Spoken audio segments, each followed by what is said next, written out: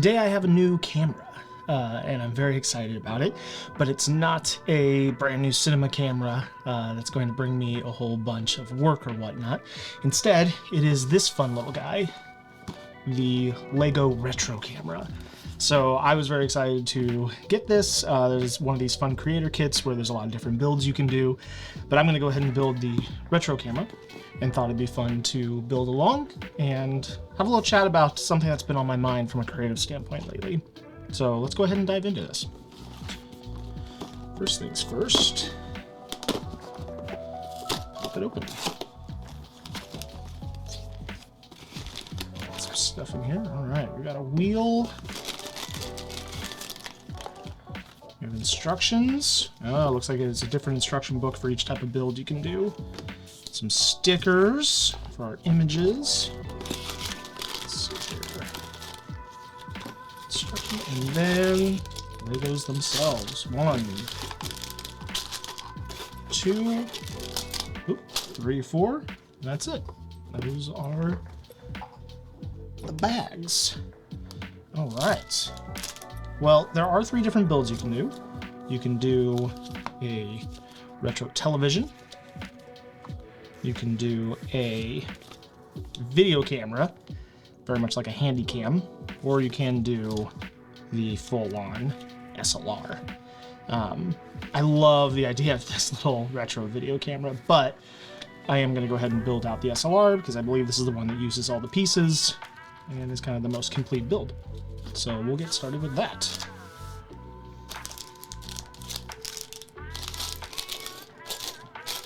Bags of little things.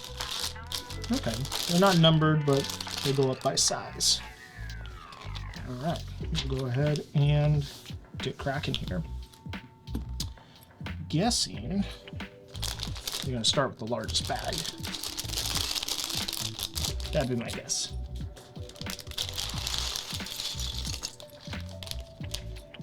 All right.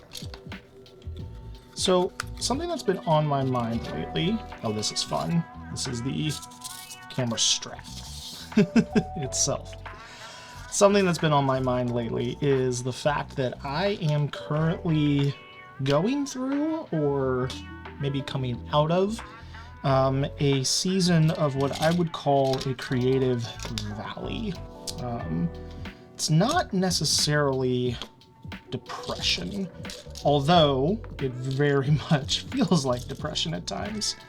But I would call it a creative valley from the standpoint that it's actually more part of the creative process for me. When I have projects going on, I get really high on those. There's a lot of energy and whatnot, and then when projects finish, or when my energy runs out, there's a little bit of a creative valley, a drop-off, a lull that I experience. And I don't think that this is terribly uncommon either. 1, 2, 3, 4, 5, 6 pieces long. Black bar. Flat piece. We're looking for that guy. Here we go. This one right here. So I did have to open up more than one bag to get going. But there we are. First piece in. So I did recently have a whole bunch of projects that kind of came to a wrap-up. A short film, some stuff at my full-time day job. I had some things kind of wrap up that I had been looking forward to on my personal life. That, you know, exciting things, but they came and they went. And kind of left me in a state of wondering what was next. And that usually means a sort of depression for me. And it lasts for a couple weeks maybe. Maybe just a few days, kind of depends. And then I get interested in new things and new energy comes along and I'm able to kind of continue.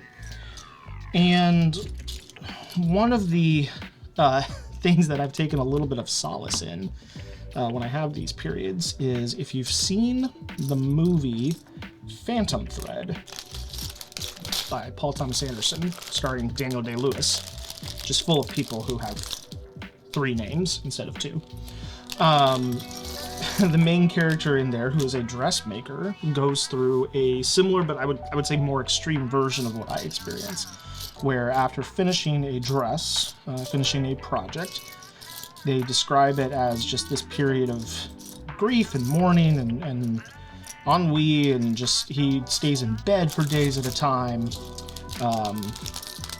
and is inconsolable, and then after a few days comes out and is like, it's like nothing ever happened. And while that is maybe a little bit more of an extreme example, although I'm sure many creatives feel that way, or perhaps even experience that same sort of thing, it's a little more intense than what I experience. It is similar to what I experience. And I think for the longest time in my creative life, I fought that. I fought that sense of grief or exhaustion or whatever it is, depression. And I also do struggle with depression, clinical depression. And that's something that I have gone to therapy for, and that I have, taken medication for, and all these different things. And so it can be difficult sometimes to understand the differences between maybe a more clinical depression and this depression that I would describe more as a creative valley. Because it hills and valleys, right? Mountains and highs and lows. We all go through them, and identifying what those are doesn't take them away, but I do think that naming things does take away some of their power. Knowing that what I'm going through is cyclical and is missing a piece here, and is something that is normal for me, even if it's not pleasant, does help me maintain perspective and not get too low, and to understand that, okay, I'm gonna ride this this bad feeling for a couple days, maybe a couple weeks, and then I'm going to come out the other side and I'm going to feel better, and the world will not feel as gloomy, and I will feel like there's purpose to things again. And all those things that are hard to see when you're in the middle of a creative valley will come true. And on the flip side, I think that also helps me understand that, like, when I'm high, you can't be too high. You know that eventually a crash is coming. And you hear a lot of high performers talk about this. You hear about athletes talk about this. Don't get too high, don't get too low, and all of that. And, it's hard to understand what that actually means in practice until you kind of go through it and you start to live that out. So as a filmmaker and as a creative professional, I know that projects have an end date. At least I hope they do. There's some projects who feel like they never end. But projects have an end date, and I can see those coming, and I know that, okay, this is a thing that's on the horizon, and I know I'm going to feel a certain way about it. And I'm going to feel really happy at first, I'm going to feel this sense of contentment, and then all of a sudden I'm going to feel this crash. And so recognizing that helps to mitigate perhaps the adverse effects of those crashes. And yeah, I feel like I'm coming out the other end of one of those right now. And perhaps, at the age of 35, perhaps this is one of the first times I've ever been able to fully intelligently, understand what I'm going through, understand what's going on, and kind of ride that out. I've been getting better at that as I go through my career and as I go through the life of being a creative person. But it is certainly still challenging, and I'm not perfect at it yet.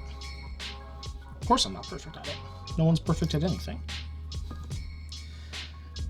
And on the one hand, it's scary to think about the fact that there might be another crash coming, that I'm going to get excited about something just to get, down about it down the road. I think of that quote from Doctor Who that I really love so much, which is the Doctor is looking at a group of people who are celebrating, and he knows their future. He knows that they are going to go through a lot of heartache and sadness and pain. And I'm going to paraphrase here because I don't remember the quote exactly, but it says something to the effect of well, you may be wondering, why let them be happy now Or why be happy now when you know that they're just going to be sad later? And the answer is, of course, because they're going to be sad later. And that is honestly one of the most poignant things I've ever heard and has really stuck with me. Where is this 1x1? There's a little black 1x1 piece I need, and it is escaping me. But that thought of, hey, bad things are going to happen, lows are going to happen regardless, and there's no way around it. So enjoy the good times while you have them. Enjoy the creative highs. Enjoy the love of a project, the thinking that this is the next great thing, this is your masterpiece, this is, the thing that you finally become unique at or whatnot, and enjoy those highs, because it will crash later, and that's okay. It's natural, and it's going to happen over and over again, and it's not about stopping those crashes from happening, those creative depressions, but it's about knowing how to weather them. So that's something that's been on my mind lately. All right. Camera body is starting to come together. We need 4 of these angled pieces. Let's find those. Some people like to organize all their Lego pieces ahead of time. I do that sometimes, especially if it's a much larger build. But for today, we just dumped it all in a pile, and we will go hunting and pecking one by one. All right. That piece is going to go there, and here, and here. One of the hardest things that I have to be careful of when I am coming out of a crash, out of a valley, is to not compensate too hard on the other end of everything. Because as soon as I start to feel some of that creative energy coming back, as soon as I start to feel some interest coming back and, a new idea, I want to throw myself 1,000,000% into it and overcompensate and expend too much energy and not sleep night after night after night because, I'm back, baby, like, here we go. The dark night of the soul is over, let's get rocking. And, that's good, like you want to get moving on things again and get your body moving, get your mind moving, all those things. But you can swing the pendulum too far the other direction. And all of a sudden you overcommit, and too many projects, and too large of projects, with too horrible timetables. And next thing you know, you're actually causing a worse crash to happen, a worse valley, than if you had just taken your time with things and eased back into it. And so that is what I am really focusing on right now, more than anything else, is easing back into creative ideas now that I'm coming out of a creative valley. And that is so difficult. That is honestly one of the hardest things I've ever had to do as a creative, is pace myself. But that's the discipline, and that's, if you're going to live a creative lifestyle, if you're going to be an artist, if you're going to be, a creator of any sort, then you've got to know yourself, and you've got to pace yourself, and you've got to find what works for you. And for some people, taking on huge projects, making commitments to posting, weekly content on YouTube, or, freelancing all the time, or working 2 jobs, or all those things, like that's fulfilling for them, and they have the energy for that. And maybe I do, maybe I don't. Kind of depends on the season. Kind of depends on what's going on in my larger life. I have a family, I have kids, I have commitments there. I've got a full-time job right now that eats up a lot of my time, especially during those prime, day hours. So for me, as I'm freelancing, as I'm looking for opportunities to do independent work, it limits my opportunities. Just straight up, it does. I can't drop everything on a Tuesday to go film for somebody. I'm available nights and weekends mostly. That changes kind of the game for me, and it changes the, you know, the amount of energy I have for marketing and networking and all that stuff. And so, you know, I have big dreams and big aspirations, and, you know, it's been a process of learning, okay, well, what is my actual capacity? What can I actually do that's going to move the needle forward? Can I actually find this gray piece that I'm looking for? I don't know. I think I might have met my match with this one. Where is that dang thing? It's probably right in front of me. You all are seeing this video and pointing at it, screaming at me. Andrew, it's right there. Andrew, it's right there. But I can't find it yet. That's okay. There it is. Haha. Knew it was in there. Knew it was in there. I've never actually had a Lego set where a piece was truly missing. It's always been my fault. I let something fall under a couch or something like that. So yeah, so pacing yourself, knowing your circumstances, knowing what you can take on, aligning your goals with that, not dreaming smaller, still dreaming big, but being patient. Being patient and understanding that it might take time, that the person who is, you know, the person who doesn't have maybe as many family commitments and who isn't working a full-time job is going to be able to go out and get a lot more of these freelance gigs and hustle harder, and good for them. Take advantage of that. That is a great place to be in. But the person who, you know, does have a lot of commitments and, you know, has a lot of, let's see if this one goes like that. Has a lot to keep going, you know, day job to keep that insurance up and all those things. It's gonna limit you. And that's okay. Work within those limits. Work within that box. That's what I'm doing right now. Sometimes that just means building a Lego set over your lunch hour and rambling. And that can be just as creatively fulfilling as anything else, as long as you come to it with the right attitude. All right, we need some reds. There we go. I do love building Legos. I was not as big into it as a kid as my brother was in my old age. I have really started to appreciate the zen of it all.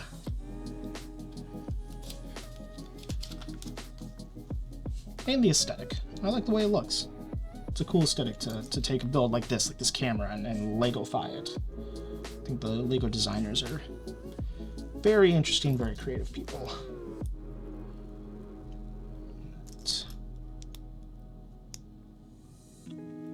And we need one of those little socket joints. Again, where is it? There it goes. Alright, another gray on top, light gray, and interesting, now we have an actual ball and socket thing coming up here. Now we have to make it. So take this little guy, and where's the tubular piece that he goes into?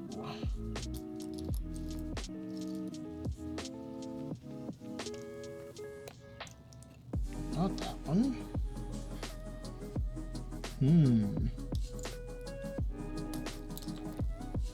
Not that, although that is similar. Alright, let's start separating things out and organizing, because I am not finding it. Ah, there it is. Boom. Alright. Snaps in there with a very satisfying click. And then that will go right there. I'm curious what that's going to end up being. It's right in the middle of the camera. Interesting. Alrighty. Some gray pieces. I'm always interested when doing a Lego build at the color of the pieces on the interior, because as I understand it, you know, they make so many pieces in every color every year, and then, you know, a teal piece like this might, or a sky blue, whatever you want to call it, sky blue piece like that might very well be useful on the exterior of one set, but then they have all these extra ones that they've made, and so they tell the designers, all right, find ways to use these. And a lot of times that happens by putting them in the interior sets where they're going to get covered up, and you're never going to know the difference. And isn't that just a metaphor for filmmaking right there? Sometimes no one's going to know how janky your special effect or your production process was, or how last minute a location came together, because all people see is the final product, and that's okay. That's the magic trick of it all. That's the fun of it. I honestly, if everything went according to plan, I think I'd be bored with this career. Not that I want there to be chaos all the time, but I do love solving problems in the moment, and that is fun. That is a good challenge.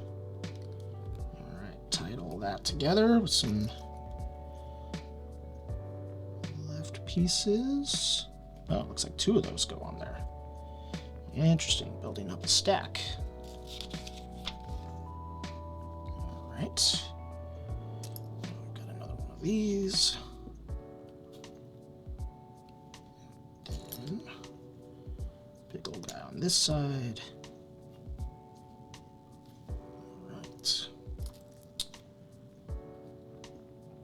Red piece. These red ones will disappear into the middle of everything too, I imagine.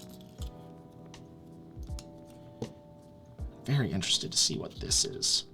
Is it something to do with the lens? That'd be fascinating. I wonder if that clicks on like that at some point. But then can you actually articulate the lens? That'd be wild. Almost like a tilt shift sort of thing. I doubt that's what it is, but it would be interesting.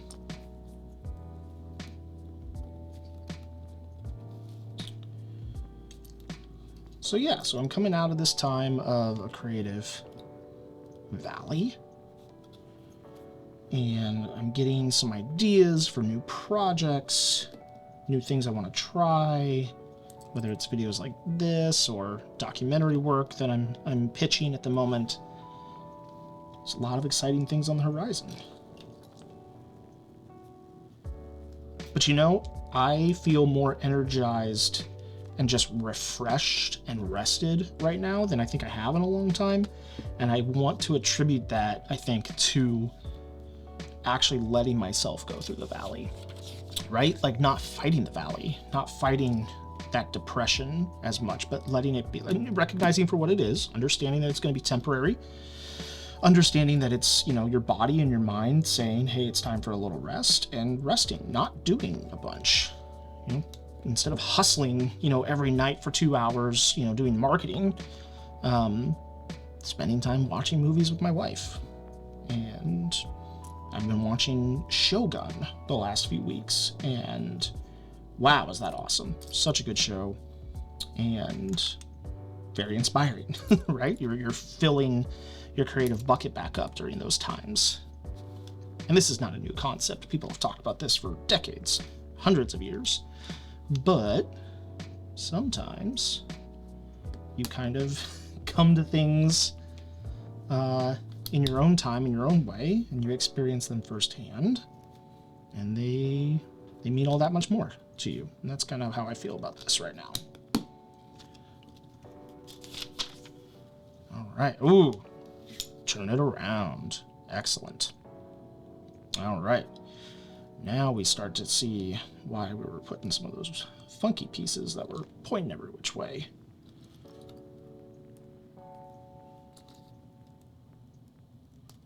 Some reds on here. There we go. And then we set this aside, it looks like, and we start a new piece. I think this is going to be the back of the camera. I see a hinge involved. That's very cool. Very satisfying clicks. Love that.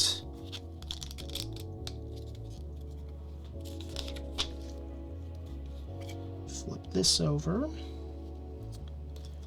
Looks like we put some black ones.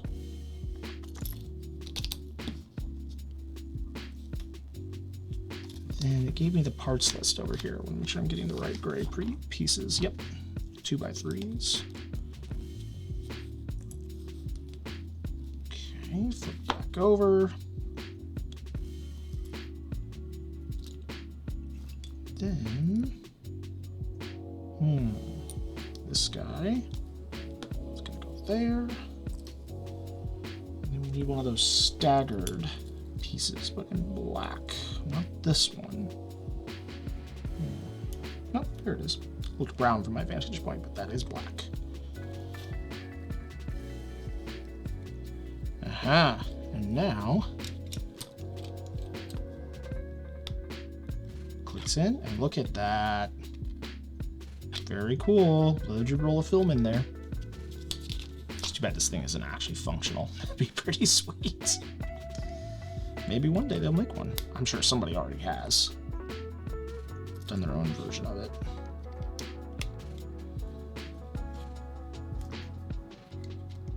All right, starting to cover things up. Interestingly enough, I think you'll still be able to see some of those colors here, even after everything is done. Just peeking through. That's interesting. All right, the other large black piece. It goes there. Okay. Seals in. Kind of gives a little bit of friction. There we go. All right.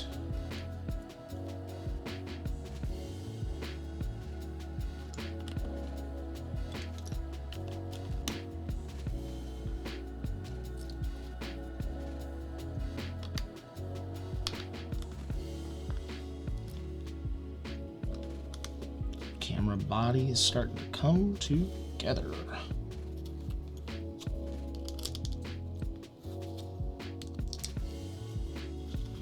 This around.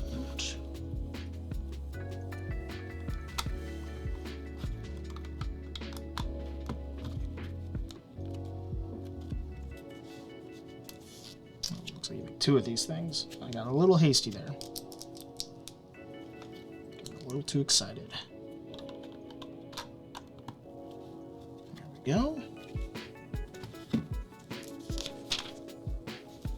And now we cover up the front with some angled pieces.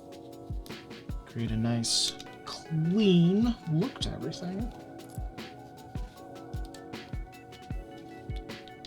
That lens, I'm pretty sure it goes there. Yeah, it must. I'm very curious if it's gonna articulate it all. Or maybe spin. Maybe you'll be able to fake focusing with it.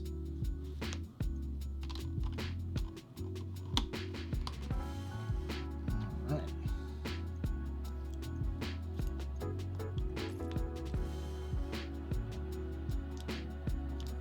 Missing a curve piece. Here they are.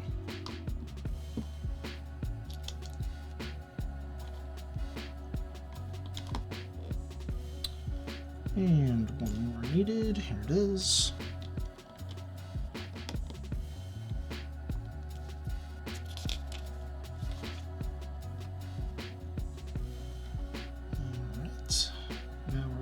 Make some angled pieces, it looks like.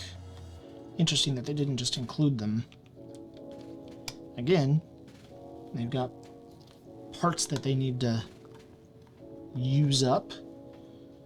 So instead of just one of these, well, we can do that with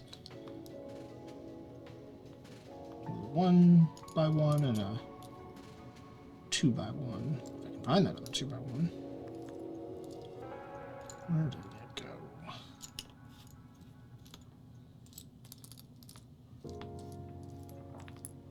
I can hear everybody saying, it's right there. There it is. Oh, I got that wrong. That goes there. That goes there. All right. Looks like we have a mechanism to build here.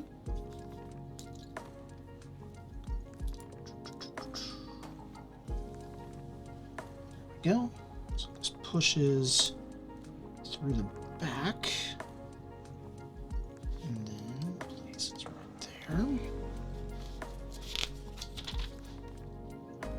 Then we take 3 of these plates and stack them. I don't know that they make this as a full-size brick, so I think you would have to stack them. I could be wrong. I could very well be wrong. It's been a while since I've kept up with current Legos. All right, clear thing. Oh my gosh, that's amazing. That's the viewfinder right there.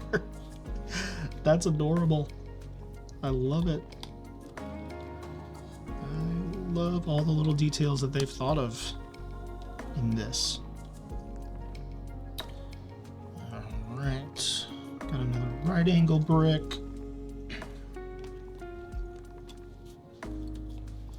This connects. It's starting to take shape.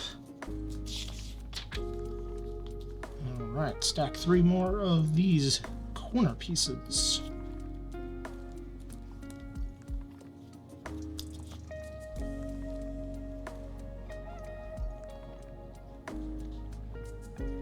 Looks like this was, I put this on wrong, so I'll have to readjust that. There we go. I'm glad that I catch those mistakes early, because I'd hate to be super deep into this and realize I put something in backwards. Has it happened before? Oh yeah. Will it happen again? Most likely. And then, this is great. This is the other part of the viewfinder. I love that. Being able to look right through. That's fantastic.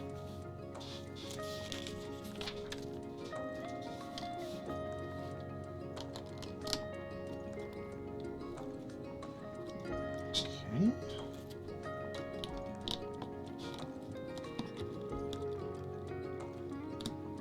Some of these circle ones are tricky to snap on. There it goes. All right, now this piece is interesting. This is like a rubber piece. Much more of a Technic brick than anything. Interesting. We've got a little diagram here. Oh, is it just press fitting in here? Is there an actual thing for it to attach to? I don't know. I think it just kind of sets in there.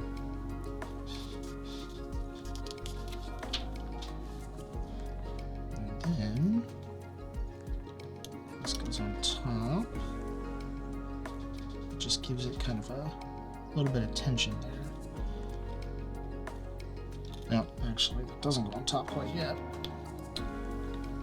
We have to first put that on, and then on top. That's a little bit of tension, yep. Alright, starting to close up the camera.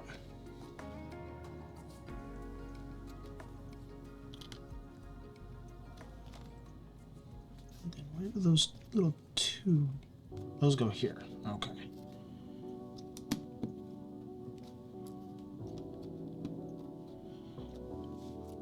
I mentioned that kind of riding with the low and allowing it to happen was kind of something that made a big difference for me this time around. And, you know, that sounds all well and good, but I find that type of thing to be very difficult to do in practice, right? Otherwise, I would do it all the time. So one of the things that I tried this time around, going through a creative valley, in order to kind of let myself ride that, was sort of a... So like when you're in a depression, a lot of times one thing that, you know, a therapist or whatnot will recommend is like a gratitude journal, right? Like write down 3 things every day that you're grateful for, which, you know, might sound a little hokey, but like it actually really does help, because it's hard to see that type of stuff when you're in the middle of it. So not necessarily a gratitude journal, but kind of a reminder of all the things that I had done, of, you know, how the last several months of kind of freelancing and, you know, doing creative things and starting a new job had gone, and kind of reminding myself that, like, yeah, no, you've done a lot of things and accomplished a lot of goals that a year ago you had set for yourself, and that it's okay to take a break and rest. Because one of the things that I think when you're in that creative lull that you get into is this thought of like, I'm not doing enough, I haven't done enough, I'm never going to do enough, like all this stuff. And it's like, well, hold on. How far have you come? How much have you done? That's the shutter release, I bet. Kind of wish there was a little red button there. That'd be kind of cool. But yeah, reminding yourself, like, this is how far you've come, this is how much you've done, and, you know, it's probably more than you initially thought it was going to be. It's probably more than your goals actually were a year ago. And so then you start to play these brain games a little bit, where it's like, okay, well, if it's more than you initially thought, then you're ahead. You're ahead of your goals. And if it's not, then you just be like, oh, okay, well, you just need to realign your goals. It's just being compassionate with yourself, right? And understanding that there's no playbook to life. There's no playbook to business, no matter what anyone will tell you. Like, sometimes it's just a perfect storm of things. And just be compassionate with yourself. Keep trying. You will get somewhere. Maybe not exactly where you thought you were going to go, but you will make it forward in a direction. That is all that matters. Forward progress is what matters. I had a mentor who told me that, you know, it's the whole how do you eat an elephant one bite at a time, but like his goal for his business, and he ran a very, very successful wedding videography business. Very, very successful. And he said his goal was just to get a little bit done. Just make some forward progress every day. And if you can do that, if you can just give yourself a little forward progress every day, that's what adds up. That's what makes a difference. And I've tried to live by that. Winder, that's really cool. And then there was that little gray, yep, here it is. Oh, just like that. We are closing in, folks. Closing in.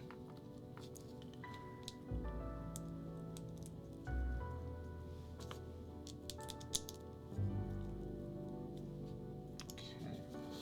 These pieces are fun. These pieces, I think, were originally gold bars for, like, you know, town heist type sets, but they've done them in gray and they get used in all sorts of stuff now.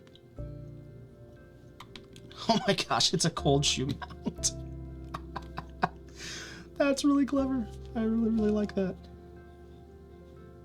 That's fantastic.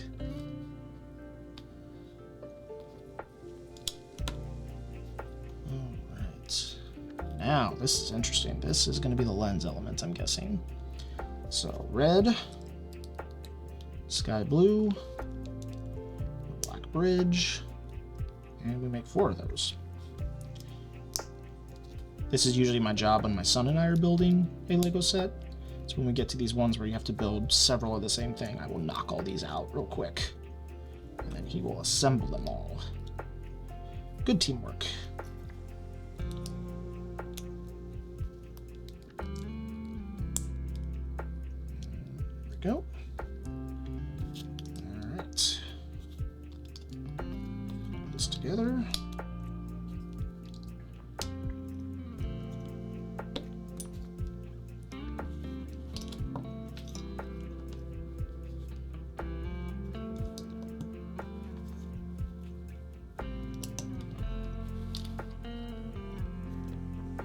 The gray piece, not a red piece.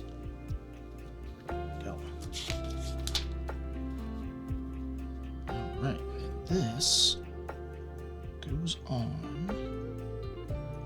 I'm curious though, because it's not covered all the way. Well, it'll rotate, so that won't matter. So this goes on. This. Oh, okay, it just is going to sit there. I see, that opening, so that it can kind of lock into there, I believe. Yep, okay. Alright, building the front of the lens now. Exciting stuff. Little glass element.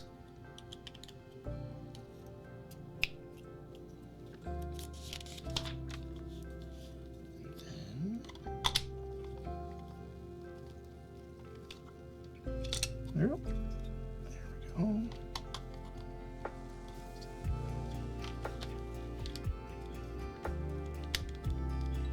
Okay, that snaps in. And yeah, oh my gosh, it does. It does allow you to focus. That's fantastic. All right. Looks like the strap actually all connects to one side, so it's not a neck strap so much as it is a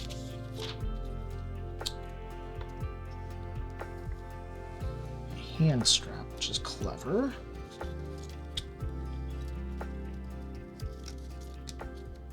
Love the Lego brick printing on it.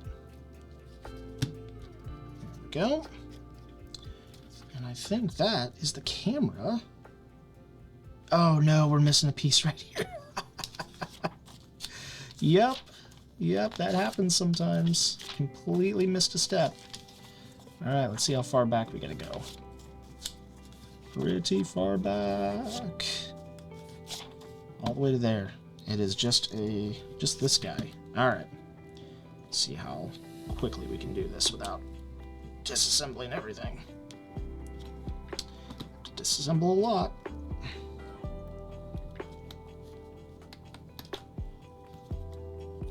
Oh my gosh, that too. Okay.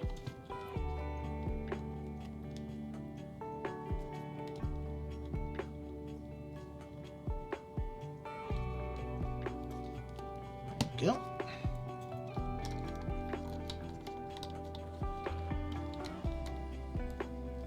Slide that under.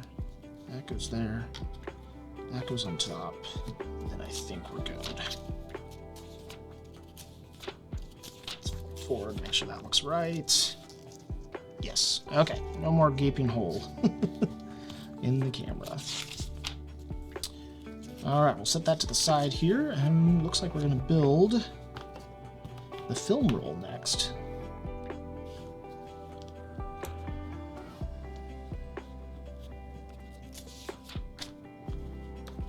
This is a super clever idea. Like, oh, how are we going to actually show film? Well, we have a lot of clear pieces. So those become the negatives. And then just use stickers.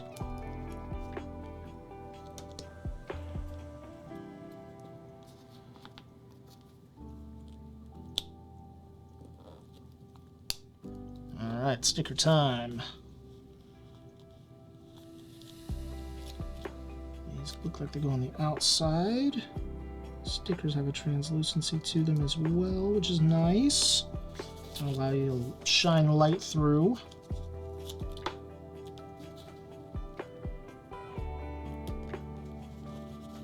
Are stickers the worst part of Legos? Probably. Always paranoid about getting them wrong. There we go. Alright. Now the canister.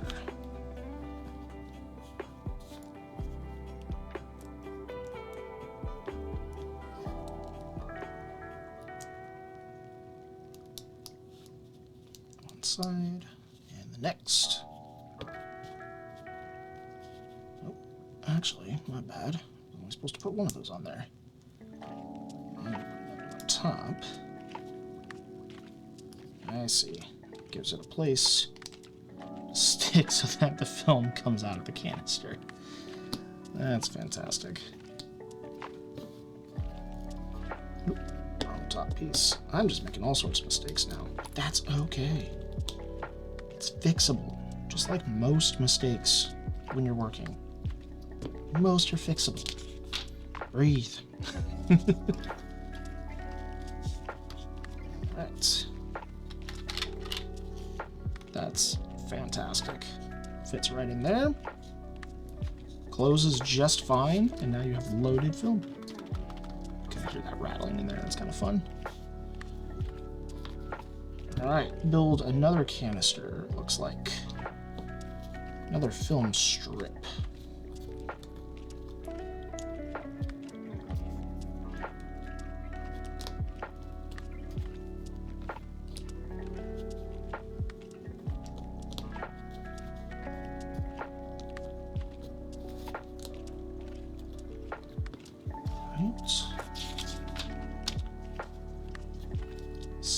off.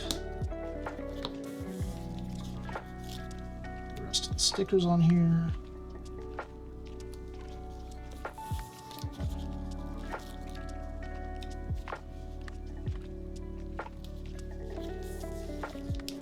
Last one.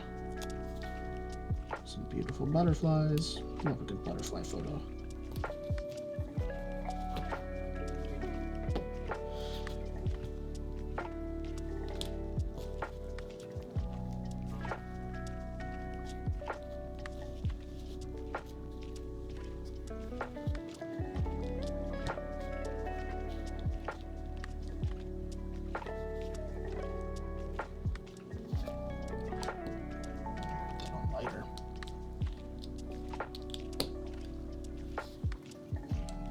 Off, and I believe that is it. These are all our extra pieces.